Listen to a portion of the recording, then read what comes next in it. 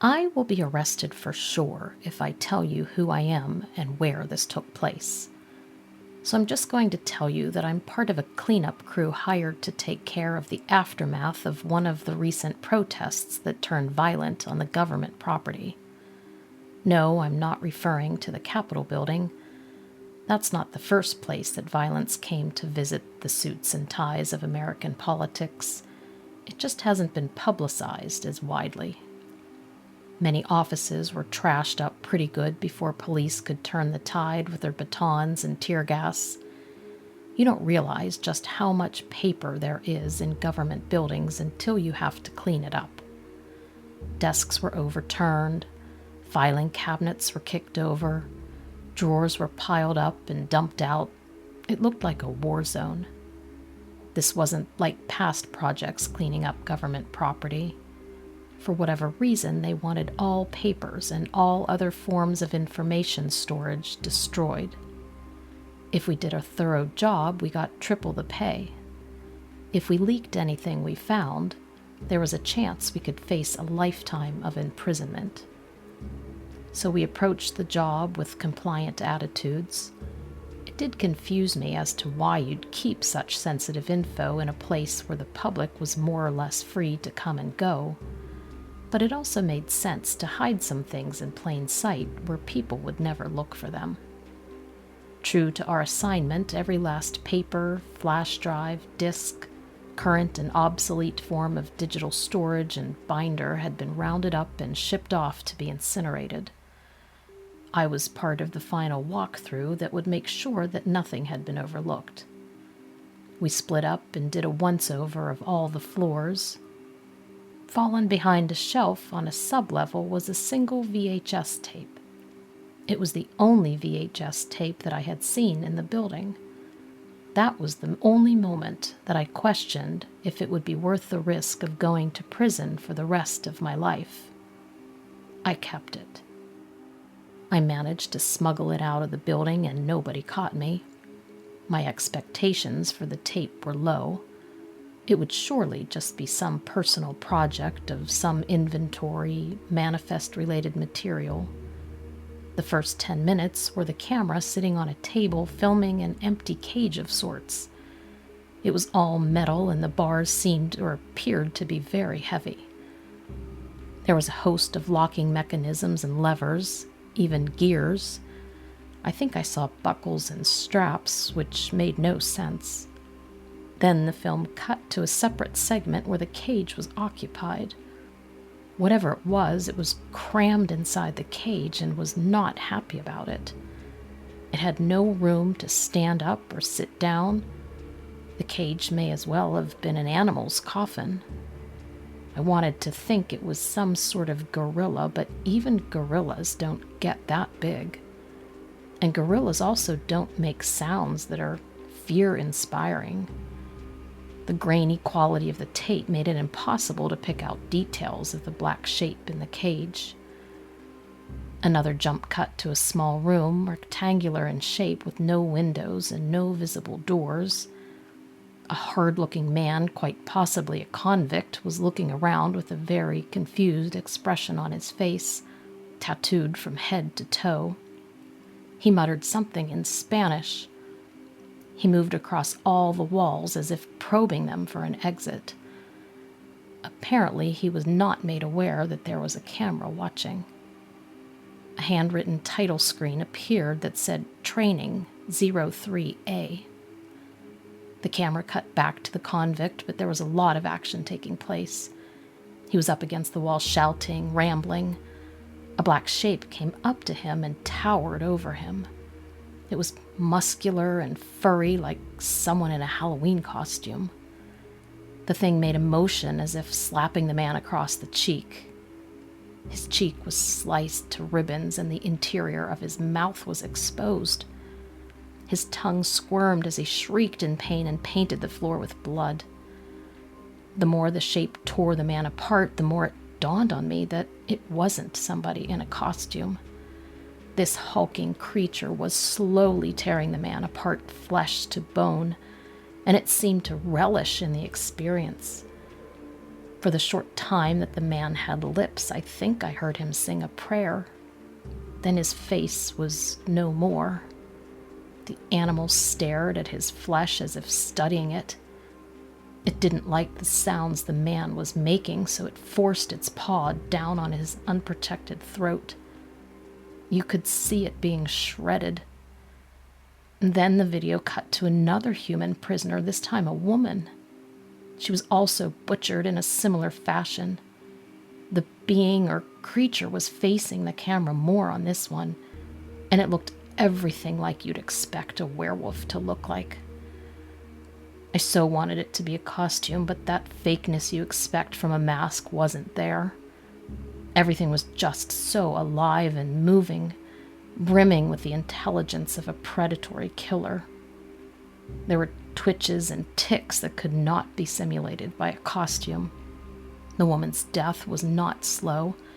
There was much more on the tape, but I could not watch it. I mentally reviewed every square inch of the government building and couldn't recall anything that hinted at the presence of such a thing.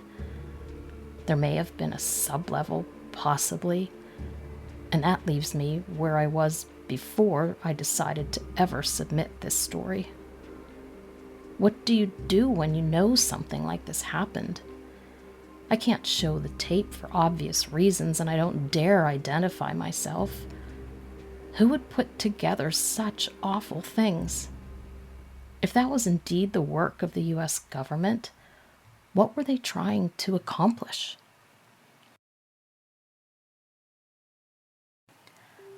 I'm going to tell you about one of the most terrifying things that I've ever seen in my life. I've spent a lot of time in the wild, and I feel I'm pretty comfortable with knowing what's around me and knowing the possibility of what I will run into.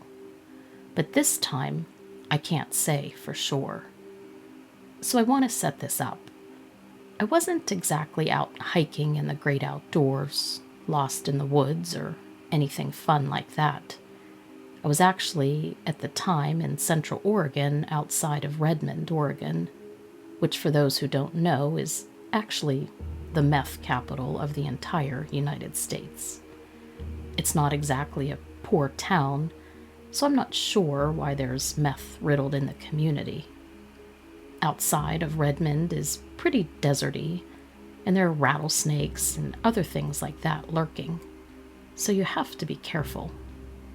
Well, I'm not going to go into the details because it's kind of embarrassing, but we'll just say that due to losing a bet, I was kind of out there in the middle of nowhere, stranded for hours on end without getting a ride or anybody picking me up. So I'm out there trying to find my way back to the road when I see something moving off in the distance. Now, this isn't like the typical Arizona, New Mexico desert where it's so scorching hot you have illusions. I mean, it's a desert, so it's still hot. But what I saw from far away wasn't your typical desert illusion like palm trees and an oasis. No, this is what appeared to be a large, upright dog walking off in the distance, perpendicular to the direction I was walking. It stood up behind some brush and began walking. This thing was a tall, black figure, and the first thing I noticed was its tall, cropped ears. It kind of resembled the head of a German shepherd, but it was fully black, and its ears were very long and pointed. Its body kind of reminded me of something in a furry dog suit. Whatever it was had large, long claws, and I could see it from where I was. And this was about 3 p.m. in the afternoon, and it was in the spring. Also, I was roughly 75 yards away if I had to take a good guess. This thing casually walked off till I couldn't see it anymore. And from where it had risen up, I don't know what it was doing, why it was there, or where it came from, nor do I know exactly what it was. But it definitely freaked me out. I kind of gave slight mention of it to my friends hours later when I found the main road and they picked me up. They just laughed at me and told me I'd probably popped a couple of mushrooms or had a tablet of LSD, but I hadn't. I know for sure what I saw. When I first saw it, my brain explained away all the oddities about it. That it was easily somebody in a suit or that my friends were pranking me.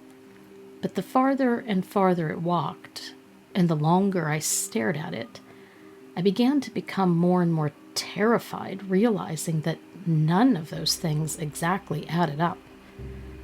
And I was looking at some upright, unknown animal that nobody nor I had ever talked about or even knew about. I hardly knew anything about Bigfoot.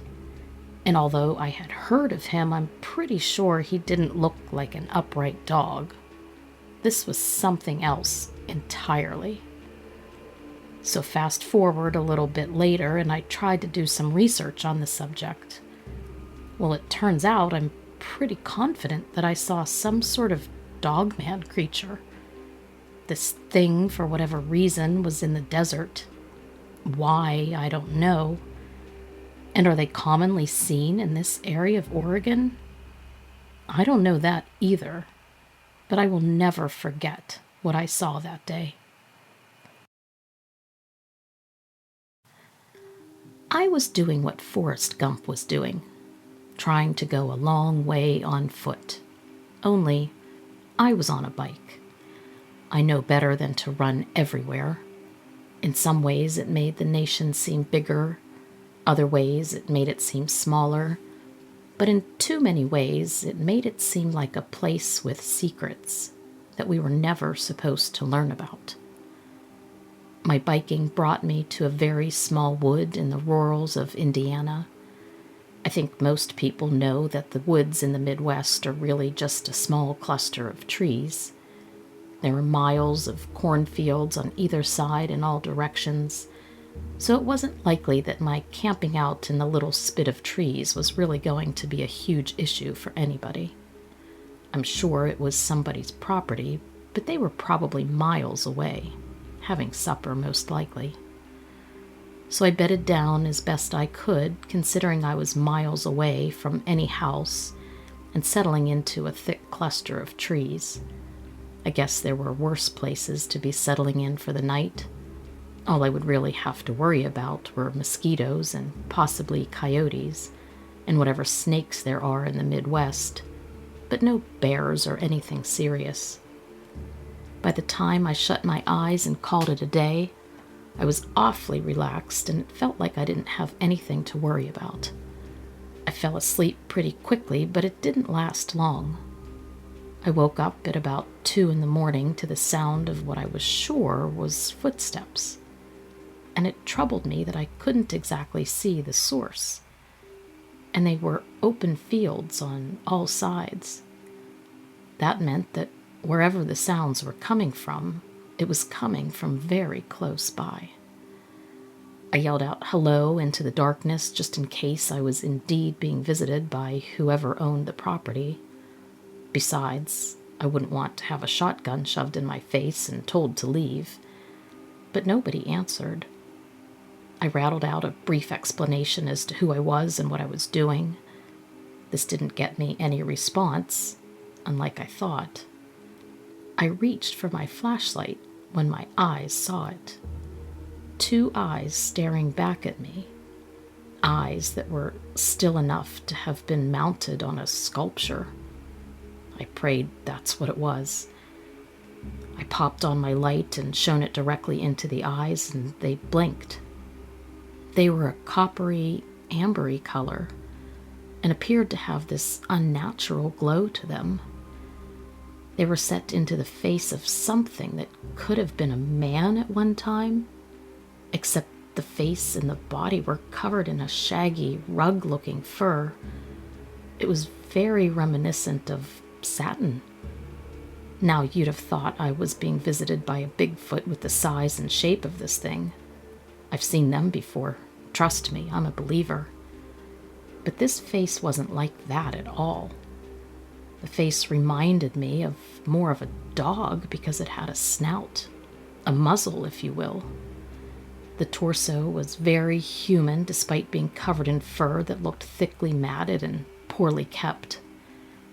This creature or being, whatever you call it, had ears that were very pointy and kind of reminded me of elves that you see in fantasy fan fiction and movies. Very long pointed ears, except these were on the top of its head, pointed upwards and very sharp with little tufts of hair at the end of each. It showed its teeth at the sight of me, shining my light on it. I got to see just how yellow they were, and they were grossly sharp. The longer I looked, the more terrified and traumatized I grew, and some deep down instinct inside me told me that I should not take any chances with whatever this was. In fact, I believe it was the same fear that a mouse has for a cat, even if that mouse has never seen a cat before in its life. It was a predatory prey instinct, and in this case, I was the prey. It didn't appear to like my light, so I clicked the brightness selector up a notch and shined it directly in its face. That time it winced and began a strange sort of clicking, whining noise, as if you were going to hurt it. It was like a whimper, but kind of a scream. It was strange, and I can't really describe it. I prayed on the spot that this was some sort of joke all in my mind, that this thing bearing its teeth, dripping with saliva, had convinced me that I was looking at the real deal. A horrible, horrible looking werewolf. Except I didn't believe in werewolves. So this had to be something else. And I kept the light shined in its eyes, and it appeared to drive it crazy. It paced back and forth, and I didn't dare let the light leave its face for an instant. Its pace grew faster, and it was getting more and more frustrated. And I braced myself for this thing to pounce, but it never did. Instead, it growled and finally bolted away. I had to make a decision, sleep until sunup or leave right then. Both seemed like very bad options. I stayed put, but you can bet I didn't sleep at all for the rest of the night. So how does a creature like that stay hidden in a state like Indiana, where there's so much wide open space to be seen? I just can't help but think I was lucky that I was able to fend it off with just a light. I mean, what do you think? I look back at the story and think, had I tried to run like any normal sane person, this thing would have chased me down, and I would be nothing but a carcass being fed on somewhere in the middle of nowhere. I felt like my only saving grace in that moment was keeping that light on that thing's face. I don't know why, but it seemed to pacify it for the time being, until it got too agitated and ran off.